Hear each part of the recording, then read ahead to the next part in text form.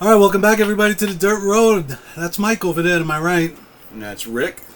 and that's our farm back over there, right here in New York City. Welcome back to another episode of the Dirt Road, and this is our weekly headline episode. This is the second part where Mike gives me his headlines. I give him my raw reaction. I have no idea what he's going to be talking about. Hopefully, I've read about it or seen it. If not, he'll have to explain it to me. And, all right, Mike, let's hear. What's the headlines for this week? Today is August 14th, by the way, for those August who out there. 14th, yeah. Let's see. We've got, we'll go with the first headline, one that's near and dear to my heart. Okay. Taliban celebrates 3-year anniversary of Afghanistan takeover with military show of weapons Biden left them. Well, I guess, what, do we wish a happy anniversary to the Taliban? Is that what we're supposed to do? 20-year war to friggin' put back in charge of people who were there before and give That- them billions of dollars in weaponry. I guess I have to start with, of course, is the obvious, and I just look honestly, Mike. I always try to let myself be open to other opinions, everything like that. Sure. How anybody out there could view that withdrawal from Afghanistan as anything other than an unmitigated disaster, Yeah. I don't know. And you know what? I haven't really heard anybody try to spin it into a positive. I'm glad we got out. I'll put it that way. I'm glad we got out of there. We were well overdue to get out of there, Yeah. But the way we got out of there, and I honestly don't know how much a president is involved in the actual maneuvers and everything. I know they have to sign off on it as commander-in-chief. I'm not sure how much, how much Biden was involved in the minutia, but he had to have, at least I think, he had to have been involved in the decision to leave billions of dollars of weapons behind. He was. And I understand, not nearly as much as you do, obviously, but I understand that there are logistic issues, and maybe you might have to leave something behind. But just to totally just leave everything there and withdraw so chaotically, you do have to blame the president. And let me tell you something: if Trump was president, I'd blame him. Sure. I mean that just it has to go to the command. It has to go to the Commander-in-Chief. commander-in-chief's lap. Yeah. That's it. Regardless of how much he was involved in the every little thing or not, it's his responsibility. It was a complete embarrassment. It was fucking tragic. There was no reason that 13 American soldiers had to die, and all those others had to be wounded. And it was tragic for the Afghans. Yeah. Are they Afghans or Afghanis? Afghans. That's why I used to say Afghans, yeah. Okay. So it was tragic for the Afghans. It was tragic for the Afghans who put their lives on the line to help people like you. The whole thing was a mess. And this is something that I think every president has to take some portion of the responsibility, from Bush all the way through to Biden, because we went into Afghanistan and the entire country, for the most part, was in favor of it. Sure, it was the right thing to do at the time. 100%. I mean, they harbored those terrorists. They allowed them to train there. They knew full well they were training there. Yep. They protected them, and we had to go in. And I do think that was a war that most Americans, probably not unanimous, but damn close, Yeah. was in favor of. Got that. But at that point, mission creep set in. And all of a sudden, we're building schools for girls, and we're there to protect the rights of Afghan women, and tell the people how to live. And then, in the end, the very government that was harboring Al Qaeda Is put right back in charge. put right back in power. And I know Trump negotiated that too. And I Yes, guess he did. maybe there was no other. I don't know. I mean, I don't try to pretend to be smarter than I am. But I do know it was a disaster, and it was such an embarrassment, and we had to have lost the respect of a lot of countries around the world to see our president oversee. And again, he is responsible. End of story. He's responsible because he's the president. Yeah. And that's my take on that. I mean, we could do a whole video on Afghanistan. You could probably do 12. You were there, but that's. Happy anniversary, Taliban. I mean, what am I supposed to fucking say? Those people are horrible and shouldn't have been allowed back in power. So you had Anthony Blinken, Lloyd Austin, General Milley, right? Those are the three main people that you would say in government at that time that had a direct hand in that withdrawal and the way it went, right? Those are the three main culprits. I would assume. Yep. Now Biden is the commander-in-chief, so the buck stops at him anyway. He's taking that hit anyway. But the incompetence shown, the sheer incompetence and stupidity of that entire thing was unbelievably, dramatically bad. Yeah. And right at the very beginning of his presidency, right? So, to me, that was very telling about what we're going to see the next few years, and they haven't disappointed at all. And listen, Mike, let's not let the leadership of our military off the hook here. I'm not. That's You know? Miley. That's Yeah. Austin. That's Right. Well, those are the well, not Millie, but Austin's a civilian, but the Pentagon, in general, the I'm not Pentagon talking is- about the soldiers because they're the ones who had to suffer over this. Right. But apparently, our military leadership is not quite as brilliant as we'd like to have them We be. have more flag officers now, Mm-hmm. right, in our military than we did during World War II. That is correct. And we have, 1/10 the size of a force, probably. Something in that neighborhood. 1/5, somewhere around there. Less. We had a total of 60-something million men under arms throughout World War II. We have Right. less than 1 million now. Yeah, so there you go. And yet you have more generals, more flag So you officers. have this top-heavy, ridiculously incompetent, military structure, Yep. right? This is what I mean when I say, like, the government is completely lopsided, and I'm talking about things like that. So you have the Taliban, right? This extreme fanatical, wing of Muslim government that is now in control of Afghanistan. Mm-hmm. Anybody that was alive with us at all during that entire war was hunted down and killed. I would Left imagine. behind, they were hunted down and killed. It was documented. It was, not only that, they left Americans behind. Yes, they did. We had guys running something called Pineapple Express, right? This is a big, military community kind of came together. Ex-military, retired military, current military, a lot of other people that came together, and they created their own civilian pipeline to get Americans and American allies out of Afghanistan without government help. And not only that, the government actually tried to block them. The State Department was trying to block them from even doing this. Yeah, It goes beyond a failure of policy and an incompetence thing. It goes to actual malfeasance, into actual criminal malfeasance, where they're actually actively trying to block rescue efforts. That's the most insane thing in the world, but this is what they do. Yeah, and I think that's the best word you can come up with, malfeasance. That's Yeah. a perfect word for that. It was and is an unmitigated disaster. It was malfeasance, and it. Listen, Harry Truman said it. The buck stops with him, right? I mean, Yeah. and it does. And I do understand. Like I said, I'm sure Joe Biden was not there signing off on every little tactical move and so forth. But the bottom line is, He picked you're his the president. cabinet, and they did what they And did. the interesting thing is, Mike, is that from that point forward, now that might have been what initiated it, but from that point forward, that man has never sniffed 45% in the polls. Yep. Right? He was still in the late stages of his honeymoon period. Yep. He had a approval rating in the low 50s, nothing spectacular. Obama's honeymoon period, he was in the mid 60s approval rating. So this was not exactly a great honeymoon, but it was a honeymoon nonetheless.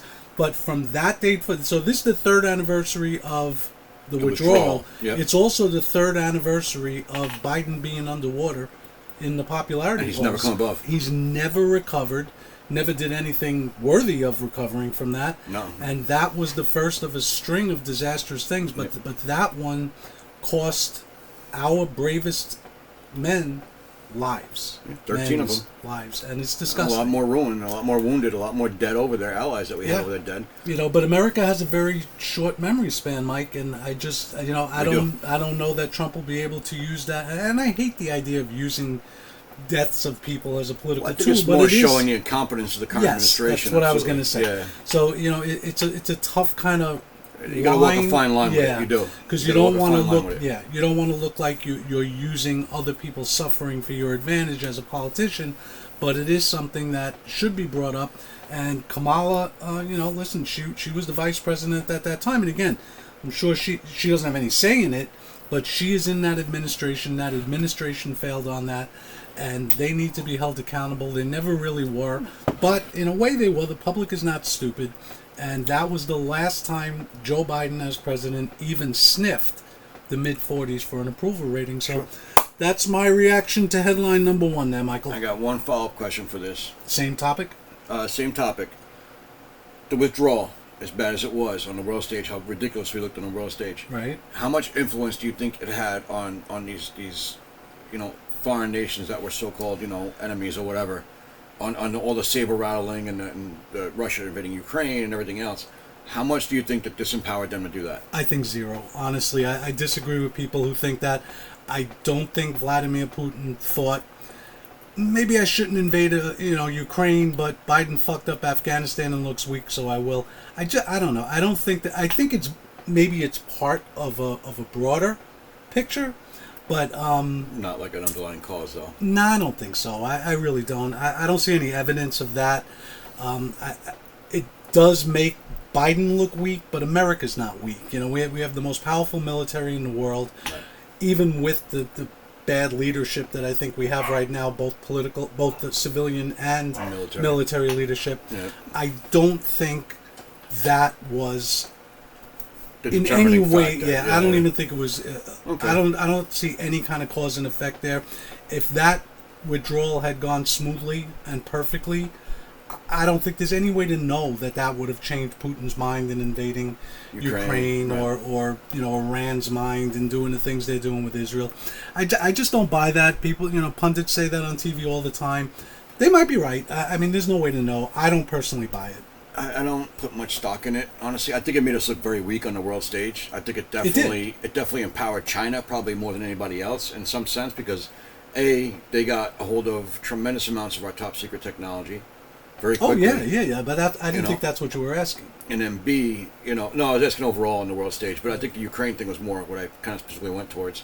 But I don't think this at all empowered Russia for Ukraine. I think Putin doesn't make decisions based on things those like that. weapons and that technology or whatever definitely got in the hands of Putin and China and Sure, yeah. they're selling it out. But I mean, beyond all that, though, I don't know that it necessarily set the world stage for to be more dangerous or America to be weaker. No, I don't think so. But I think it definitely gave them a little bit more of a license to kind of rattle the sword a little bit. I just don't. Yeah, I disagree with you.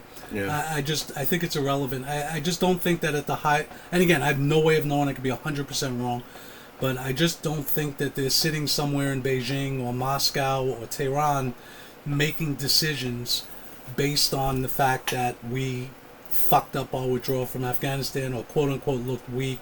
Because no matter how we look, we're not weak. We are an extremely.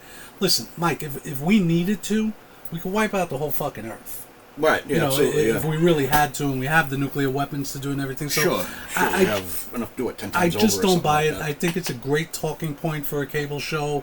I think it allows retired generals to come on and look smart and say, Xi must be thinking now. It's the same thing like I said in our video on Ukraine, our last video on Ukraine, where Chris Christie, I think you called him Krispy Kreme, right? Krispy Kreme. Where Chris Christie said that we need to continue to fund Ukraine rather to send a message to China. I'm sorry, Xi Jinping is not sitting there saying... He's not worried about that No, shit. he's not. It doesn't make a fucking difference. I don't think. Again, do I know? No. I feel like they have to be at that level. You have to be practical minded. So it's not about whether or not we're fumbling things or whatever. That might factor into a very small degree in their planning, but overall, I think they look at the realities on the ground. That's great that they, it seems like Xi's in Beijing and he's planning to attack Taiwan, for instance. I don't think us fumbling Afghanistan is going to affect him attacking Taiwan one way or the other at all. So I agree with you. And he knows how powerful we are, Mike. Well, yeah, they know. And he's going to take that into account. The only thing that Top Secret works for is me and you, right? The only thing the Top Secret hides anything from is me and you. All the other governments know everybody else's top secret stuff. Of course, we're all spying. We're the only ones that don't know, right? So it's really more about keeping it from citizenry than it is about actually keeping it from other governments, because the spy game is like universal and it's just a complete mess. And they keep everything from us. And we were talking about this one other time. We never said it on video, but I heard somebody say this, and I just thought it was so profound. I mean, we were a country based on the idea that we should know just about everything about our government, and they should know just about nothing about us. Right, and now it's the complete inverse now. Yeah. They know everything about us. They know that I like to shop at Bass Pro. They got that information off of this, and we don't know a fucking thing. Yep. Everything is classified. It's just this ridiculous. Is the world's best spy device. This has been the biggest gift to the intelligence communities around the world that could have ever been created. That's why, I don't want to go off on a tangent here, but there's no such thing as a free app, right? I mean, you go on your weather app, or you go on your Fox News app. Right. Right. They're selling that information out there, and that's why when you go on your Fox News app or your News Nation app or whatever it is, all of a sudden you get an ad from your favorite store. That shit's been sold to them by those other apps. Right. That's exactly it. You're either buying something or you're the product. It's one or the other. But, that's off on a tangent. But to answer your question, no, I don't think it makes one lick of a difference in the decisions that overall, come out I'd have to agree. Moscow or Beijing or Tehran. I'd have to agree overall. I would. All right, so that's headline number one, the third anniversary of our withdrawal from Afghanistan and the return of the Taliban. Okay. Number two. So then two is actually two headlines. So there's a couple of stories floating around out there about the New York Times now all of a sudden printing all this stuff about Biden. So they're acknowledging the laptop already now. They're acknowledging that Biden actually was involved in Hunter's business deals, and that Hunter was peddling influence for the family. So the New York Times, the gray lady, who's been extremely left for a long time, is now all of a sudden, less than a few months from trying to make Biden out to be the greatest thing since sliced bread. It seems like they're almost on the attack path for Biden, trying to tear him down while they push Kamala up. Yeah, it's almost like the media got the permission now.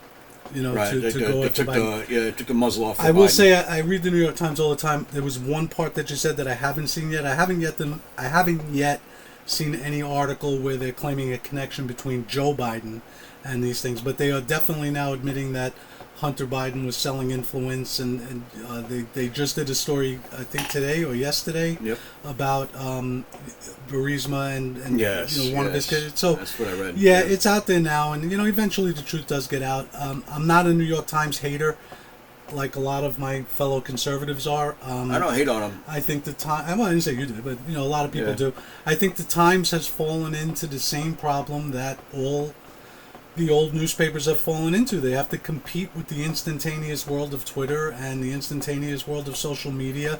And whereas the Times and the Washington Post and other papers would have taken weeks, if not, look how long Watergate was investigated before articles came out in the Washington Post, right? Yeah. Now they would have had to have jumped to a conclusion right away because they're in competition for the clicks. Got to get ahead of it. Yeah. So look, they're they've always been a little biased. All newspapers are to some extent. I think so. But I find it more tragic that the Times is where it is now, because I was always a fan of newspapers. I always loved reading newspapers, and growing up, I remember reading, like, when you were really little and reading comics. It was like you start, of course, and then you kind of grow from there, and you start reading the articles, section, and you read the articles and stuff. Like I like actually having a newspaper. I always found it kind of satisfying. I still do. I still read newspapers every day, but I am disappointed in the way newspapers are, and the Times. I wouldn't call it a rag. But no, I don't think they're a rag. I think they have some very talented reporters there. They do. When they're allowed to be reporters. They're going in the rag direction, though.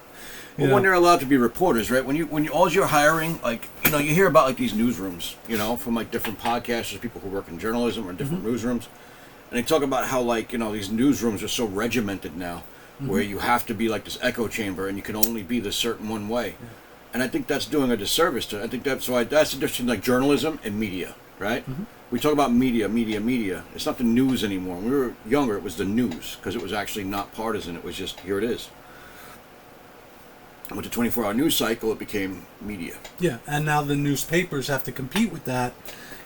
Circulation is down by probably 70-80% over the last 10 years, 20 years. Horrible. Yeah, it's horrible. But listen, businesses change, the world changes. Well, yeah, the model changes and stuff. I find it unfortunate, but the New York Times still does have some outstanding reporters. They have a huge budget. They can still investigate things. But yeah, it is, back to your question, it's part of the decline, right? That they can't, or at least feel like they can't report on things until they have permission to do so. Right. And now it seems like they finally have permission to go after Hunter Biden and report the things that we all knew way before the New York Times put it out in the last couple of days, right? We already knew this stuff.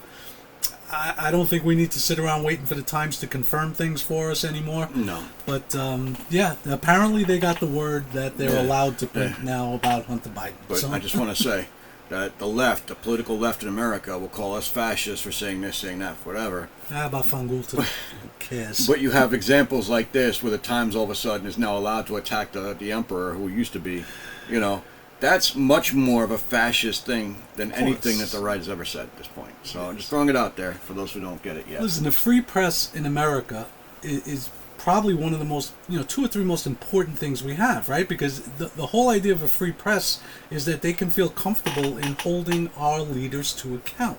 Exactly, and that's what they're supposed to be. But now they're, and this is not an opinion, this is fact. They're in cahoots with the leadership now. It's not that they work for the government. Big corporate and big government. Exactly. Unholy union. That's it. And because these things are big corporations now, there's only 5 media companies out there now, 6 media companies, whatever, that own everything.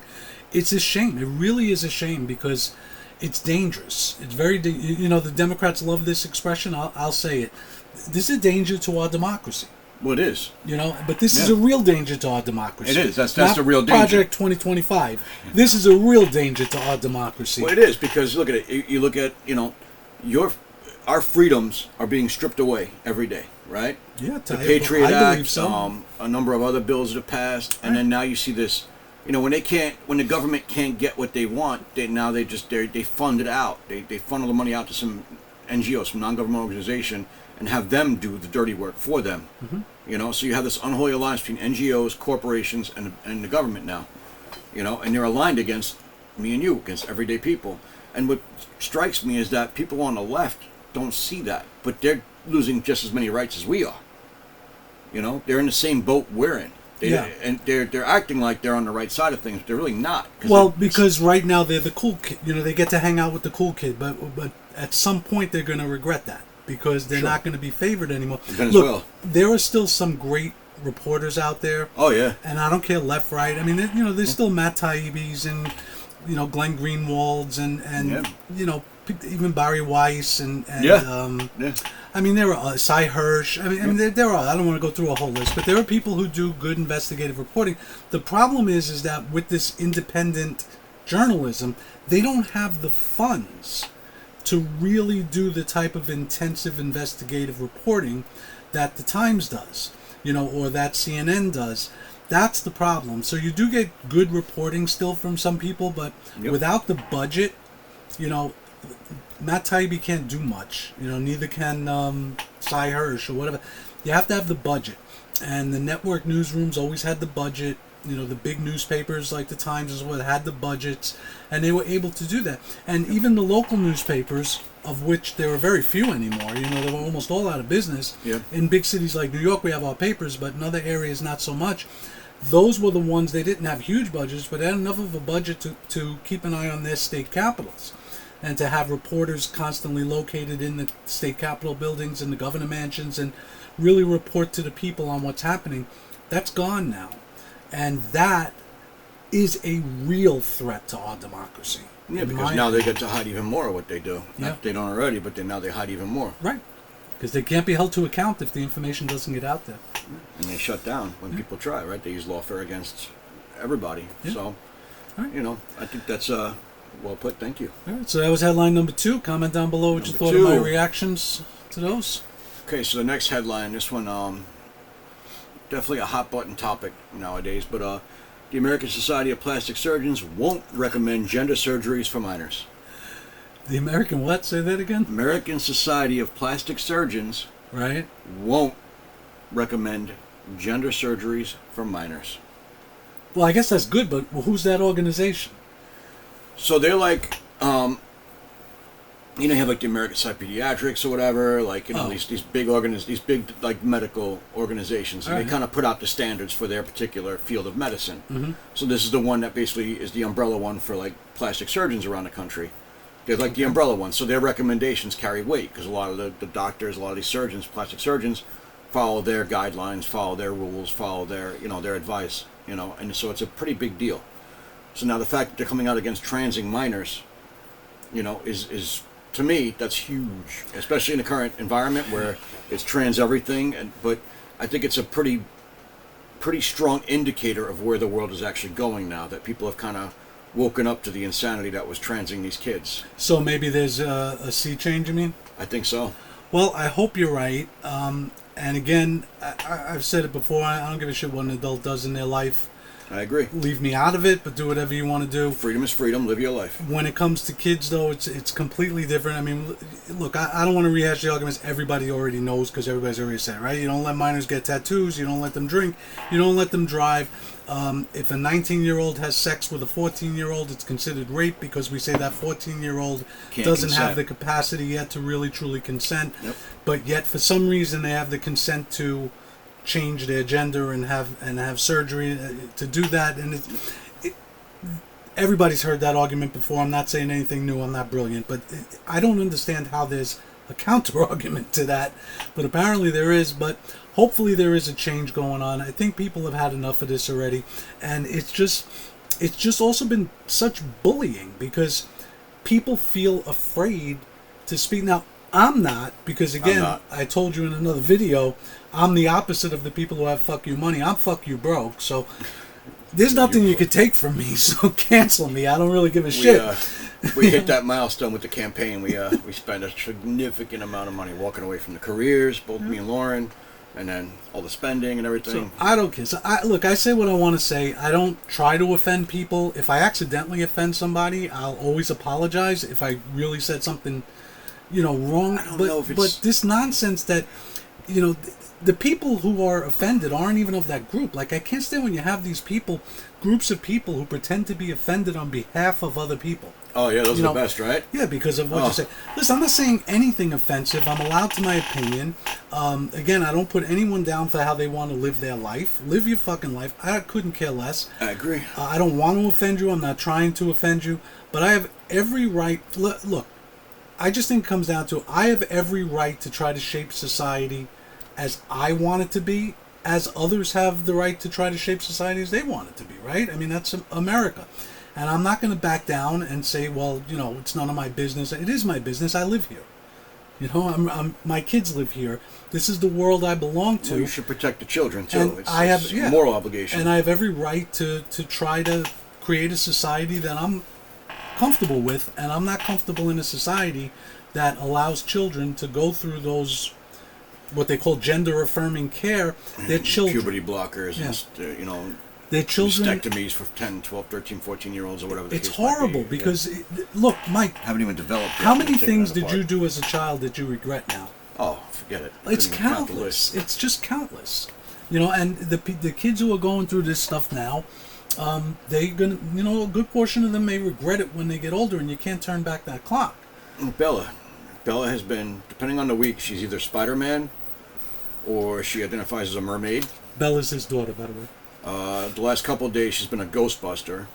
I'm not sure what we'll have tomorrow, but I'll keep you guys posted on that. Look, you're talking about children that their mind is this massive sponge collecting all this information, and they're playing, and they have this tremendous imagination, and you're going to take that child who says they feel like this or feel like that, because that's insane.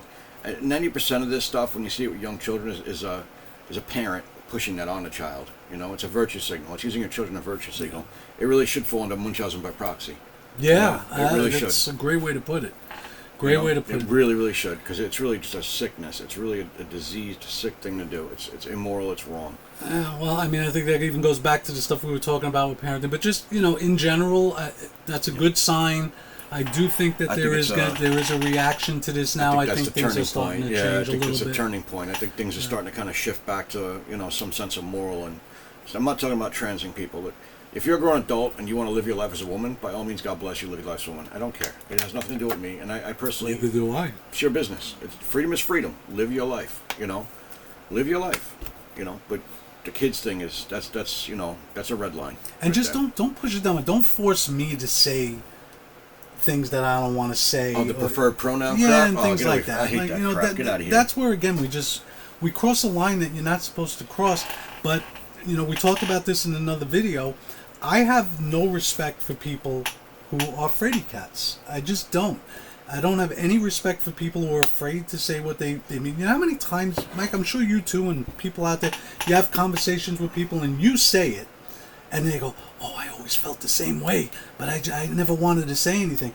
And I want to say, well, come on, grow a set. What's wrong with you? What do you mean? Be a fucking adult. Yeah, let's not whisper it in a corner. You're not saying anything terrible. You're just expressing your opinion on things. Just be an adult. But too many people are afraid. They feel bullied, and I never understood it. And people say, oh, you could lose your... thing. Yeah, well, they say, oh, you could lose your job. All right, that's true.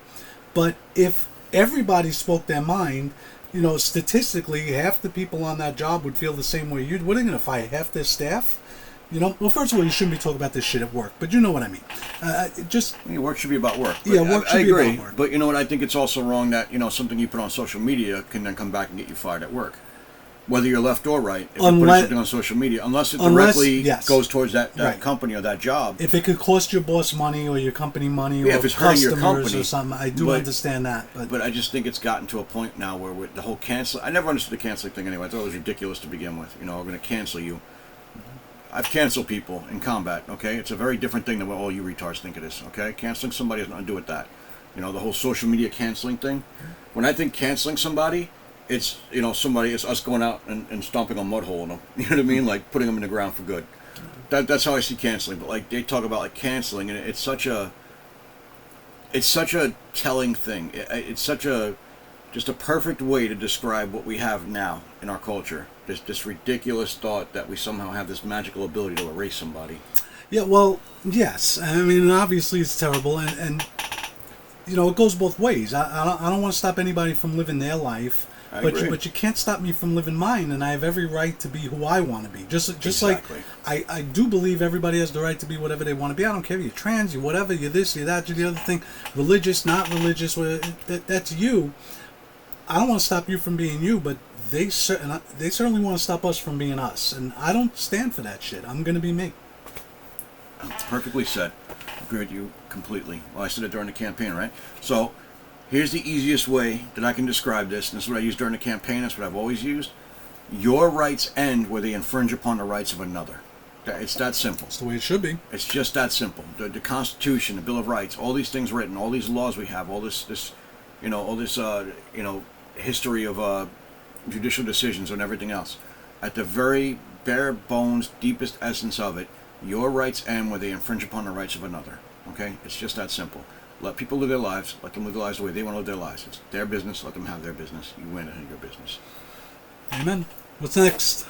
Okay, so this one's a little different topic, but U.S. approves $20 billion in weapons sales to Israel amid threat of wider Middle East war. Oh, well, I mean, This one's a heavy one. You can predict my answer on that one. I think we just also made an agreement with Saudi Arabia to give them billions of dollars in weapons. We did. Look, I got no problem selling weapons. It's business. It raises money for us and everything like that. But, Sure. you know, once you sell weapons into a war zone, you're a part of that war. And that's where I think the problem is. By proxy, you've just become part of that fight. You are. I mean, listen, if you told me you wanted to, take your neighbor out, and I handed you the gun and told you where your neighbor was. You're now accomplice to it. I'm a part of it. You're a party to it, yep. We are just way too much a part of this war. And again, everybody jumps down your throat, right? They go, oh, you're anti-Semitic, or you hate Ukraine. No, my opinion is about us, not about them. Israel can do whatever they think they need to do. They're a sovereign nation. They're going to do what they have to do. Absolutely. And, if they cross a red line, obviously, then the rest of the world has a right to step in and say, wait a minute, this is enough. Yes, same thing with Russia and Ukraine. Right. And you know what red lines are. They're words that we can't say on YouTube probably without getting in trouble. But there are red lines that, the world does have a right to step in, and America has a right to step in and say, hey, you can't do that. Right. But I understand Israel is our ally. I don't approve of everything that they're doing, the way that they're prosecuting this war. But ultimately, they didn't start this shit. No. They didn't start this shit. They were in peace talks, and they chose to do October 7th. But I do, massacre. I do tend to agree with some of the people out there that think that they are going too far. But that's for them and the Palestinians in the Arab world to deal with. Once our weapons are involved and our money's involved, we have the right to tell them what they can and can't do with it. Sure. And if we are going to give them these weapons, and we are going to give them the same thing with Ukraine, and that's why this whole incursion into Russia that we talked about a couple of videos ago bothered me so much. I don't care that Ukraine invaded into the cursed region of Russia. If that's what they feel, but they're using our bullets, our bombs, that's the our problem, gear. right? I mean, look, I don't see the tactical or strategical advantage of doing that. I don't either. But they want to do it, go ahead and do it. But they're rolling in with fucking Bradleys. Yeah. They're ours. We're the ones doing that. And just Americans aren't awake to this. Americans seem to be a lot more awake to the stuff going on in Israel. Yeah. So at least we're awake about something. Listen, I think at some point we just have to stop. We're arming the world. And then we go fight. Eventually, we fight the people we arm, right? I mean, you think that's what happened in Afghanistan. Right. That's what happened in Iraq. That's what happened when they were fighting against Russia. Then we wind up fighting them, and the same thing with Iraq. We've been funding both sides of these wars for generations. So, I mean, you and your brothers in arms out there get shot by American weapons. Sure. Because they fall into the wrong hands, and people change sides. Well, we talked about that earlier in the video. Taliban. Yes. $3 billion worth of, 3 years since they have over, I think, $75 billion or something like that. Right, and those weapons go on the black market. What do you think? They're not safe, but China got some, Russia took some. I'm sure someone, terrorist organizations. Terrorists somewhere in the middle of Africa or the Middle East or something. They get those weapons. North Africa. That we so the more we put out there, the more chance there is of that. look, every single one of those situations has a different answer, I guess. Yeah. There are times we need to be involved. I'm on Israel's side. If we're going to talk about the barest of the parts, same thing I said with Ukraine. But agreeing with the overall cause doesn't necessarily mean you have to agree with every single way they do every single thing they're doing. Right. But what you're saying, I'm pro-Israel. I'm on Israel's side in this. I think Israel had every right to fight back against what's being done to them, but the attack they were taking. Sure. And we all know it was an Iran proxy attack. It was funded by Iran. It was an Iran Probably proxy so. attack. Yeah. So I don't disagree with the way Israel's, defending themselves and prosecuting it to a certain degree. Everybody could argue about details, and that's always something you'd always argue about, no matter what it is. So, but I agree with you overall. I guess what I'm trying to say. All right. My other question on this one, though, my secondary question to this: Yeah. Does this hurt Harris's campaign? Does what hurt Harris's campaign? The money going to Israel for weapons. The weapons going to Israel. So she's got a very big pro-Hamas kind of like pro-Palestinian kind of section in her party. Do you think this hurts her? So I don't know because, and here's the problem, I really don't know Kamala Harris's views on Israel. We kind of assume that she's, like you said, pro-Palestinian or whatever. She really hasn't made any statements. I did read that at the end of the Obama administration, there was a vote in the UN, something to condemn Israel for something. I mean, they're always doing that in the UN, right? Yes, the UN does. And Obama decided to abstain. Yes. Rather than veto it. Yes. And she got on his ass publicly for not vetoing it. So that was the only time that she really was in a position of power in the Senate. Right. Right. And the only time she was in any kind of position of power to deal with something about Israel, she was more pro-Israel than Obama was. I think that might be telling. Again, people change their mind 5 years later, 8 years later, whatever it is. So I really don't know where she stands. Do I think it hurts or no? Because I really think that the faction out there, I think they're small. What you would call the pro-Hamas. I do think there's a lot more that question our, this unquestioned friendship with Israel, that we have to defend them at all costs. I think there's a lot of people, including myself, that question that. The people who are really pro-Hamas, I don't think there's that many of them. So I don't think it's going to cost her. And I don't even think they know what the fuck they're talking about, because when you see signs like we all know, the Queers for Palestine thing, obviously you don't know what the fuck you're talking about. No, they'd throw you off a building. Right. So these are just professional. And some of them are for real, I'm sure. A lot of them are just these professional protesters. They're the same ones that are out. Soros funded. Yeah, at every riot, at every protest and whatever. So I doubt it hurts her. She could also, remember, she's not the one sending it, it's her boss.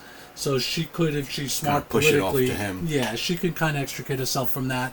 No, the answer to your question is I don't think it would affect her campaign one way or the other. I didn't think so either. No? I think that there's definitely that pro-Hamas wing of her party, but I have to agree with you. I think people make too much of it. They make it seem bigger than it really is. And I think on the right, when you say her too. party, what do you mean? Like the Democrat Party. But do you mean voters, or do you mean like actual people in the Congress? No, like the voters. Oh, okay.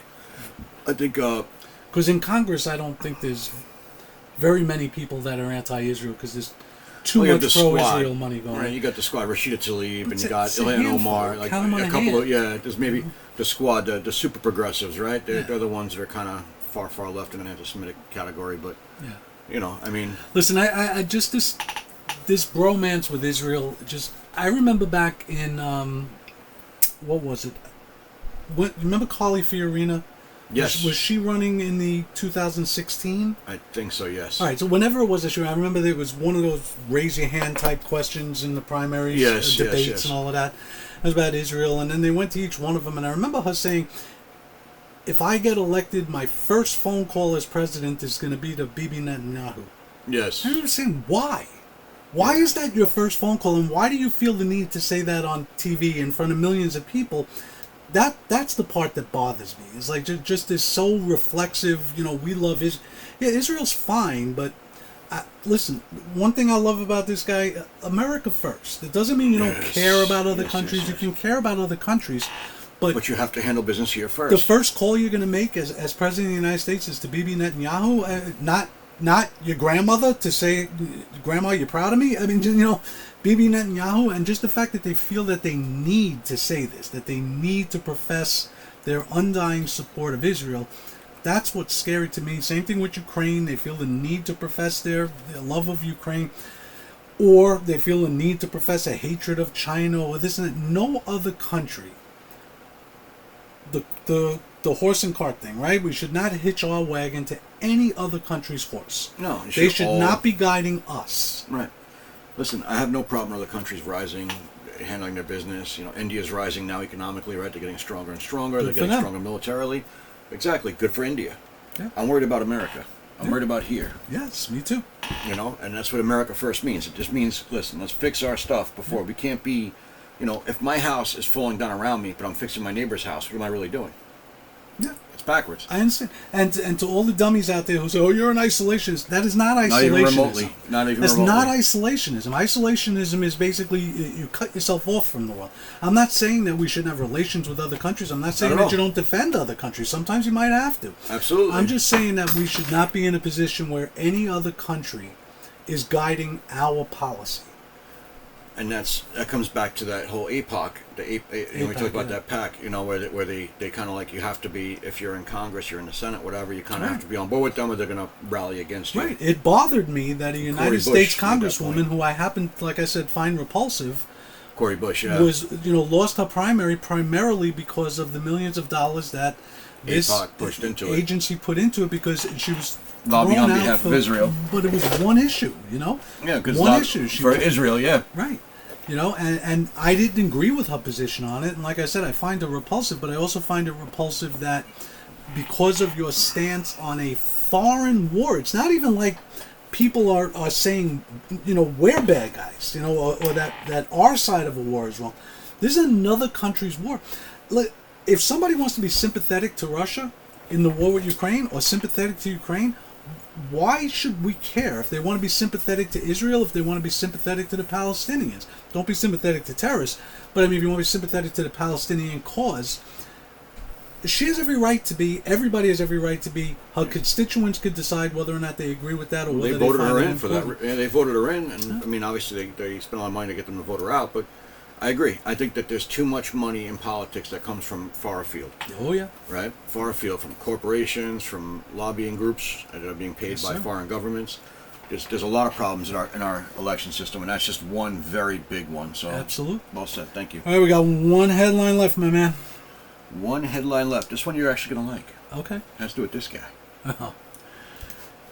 Trump, obviously no big surprise here, promises to unleash American energy with Alaskan oil and gas. Yeah, look, I do consider myself, believe it or not, an environmentalist. So do I. I like conservation. But a normal one. Well, a rational one. A rational one. Sure. That whole thing up there, what do they call that area of Alaska with Anwar? Anwar, right? yeah. Yeah, that's been an issue since the 1980s. Yep. Listen, I think we should drill as much oil as we need to drill to be energy independent. I agree. And not fuck up our environment. Right. And do it responsibly. Yeah. And do it, responsibly. Yeah. So set in place those kinds of standards and safety measures that are going to reasonably keep things from spilling, keep things from going crazy, keep the environment from being contaminated, while still allowing for those things to move. Yes. And I really do consider myself an environmentalist. So do I. Listen, I grew up with the commercial. Remember the Indian on the horse? Crying. Yeah. Saw the garbage being thrown out of the window. Yeah. I'm certainly somebody who considers myself an environmentalist in a way, but not.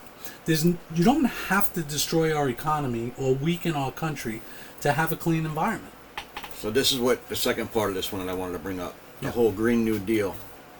Right? Yeah. So to me, the Green New Deal is nothing more than a scam. Of course it is. It's just it's a transfer of wealth, right? Yeah. It's just rewarding their particular side of things. You had that company in California, Solyndra, right? When Obama was president, they got billions of dollars in all these subsidies from the government, and what happened? He took the money, gave themselves bonuses, and the company goes bankrupt. Because this stuff should happen organically. Listen, it would be great. Listen, if we could live on solar and wind, it would be awesome. I have no not against it, but it's not realistically practical. I have no right emotional attachment to oil. I don't care. Listen, if my car could run on dog piss and it was efficient and cost effective, I'm fine with that. Exactly. I have no emotional attachment to this. And businesses and industries do eventually fade out. So we don't need to save an industry no more than we need to promote an industry, right? Well, yeah, the government should be out of it and let them just let it naturally let it happen evolve organically. To a point. Obviously, you have to have some kind of regulation and rules and so forth. Well, something that just kind of keeps things in a realistic. We don't Yes. want Dow Chemicals dumping it in the Hudson again, right? Exactly. But if we're going to transition to green energy, I don't see why anybody would be against that if it's happening organically where people can afford it and it's efficient and it's working.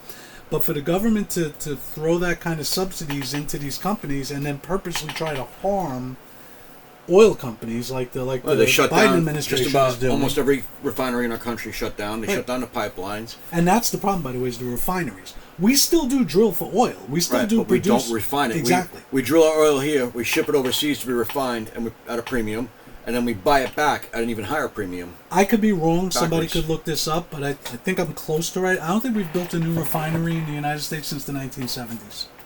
Oh, yeah, I'm I think pretty that's sure I right. read that That's somewhere. right, yeah. We didn't have that many to begin with, and then when Biden took office this time, his executive orders, executive action, that's something that needs to go away. This Yeah, whole it sure fiat thing needs to go away. That was not in the Constitution. It should not be happening. It's completely Listen, I know Trump used it to do certain things, and they used it to do certain things, but that precedent needs Most to of go what by the Trump wayside. used those for was to undo Obama stuff, yeah. I don't think he put out a whole lot of new ones himself. But yes, I don't like it when Trump does it. He used to cut regulation, which, okay, I get the regulation cut, but let's get back to doing actual legislative work. Let's get back to an actual Congress that actually works and does legislation, not just awards their power to these different hopefully agencies. that decision that overturned the Chevron dictate or whatever they call it, dictum. Oh, the Chevron decision, Yeah. that should take it back to Congress, because Hopefully. it takes it out of the regulatory authorities. But I mean, look what happened. The EPA was going buck wild, right? You had EPA telling fishermen that they had to pay these guys $800 a day to sit on their boat and count the fish they're catching. Meanwhile, the fishing boat might be a family-owned boat that's not even making $800 a day. There are crazy regulations out there. It's insane. You're bankrupting an entire industry. It's As insane. far as the drilling, I see no reason why any country that's rich in resources, and we are, should Utilize use the those resources. utilize those resources. We should be perfectly capable of doing that in a responsible way that doesn't Right, harm you the can put enough environment. safety precautions in place to make sure it's being done properly and safely. Absolutely, but we need to stop with this where it takes 20 years to build a bridge because of all the environmental regulations and this and that. Well, that's what's the regulation. It cuts everything down. Like, look, how many roads do you know in the city? The BQE, right? Mm-hmm. Now, since I can remember, the BQE, the Brooklyn Queens Expressway in New York City, has been under construction. my whole life. My whole life, too. There's never been a time it wasn't. Yeah. So That's why you hit traffic at 2 a.m. now. Exactly. And so there's two things that cause this whole thing, right? One is the constant corruption, because it's all kickbacks on those construction jobs for those things. And the other is because there's so much regulation involved, and regulation changes so often, they have to go back and undo certain things they did because now the regulation is different and redo it. Yeah. It is the most wasteful, ridiculous, backwards thing in the world. And it's probably all Lindsey Graham's fault. It's definitely Lindsey Graham's fault. We're at about 48 minutes here, bro. You want to sign off? Say Yeah. goodbye, Gracie? Say goodnight, Gracie? Whatever. Good night, Gracie. Make sure you like, make sure you subscribe, share the video out, get in those comment section for us, all right? Let us know what you think. Let us know what you want to hear or what you thought about what we said or your own thoughts on it. We want to hear this. We want to have this conversation. So let's make this an actual conversation, not just you guys listening to us rattle on. Let's actually make it more interactive. So get in that comment section. Let us know what you're thinking, and we'll definitely call it out, and we'll talk about it. Good night. Thank you so much. All right. See you next time. We'll see you next time.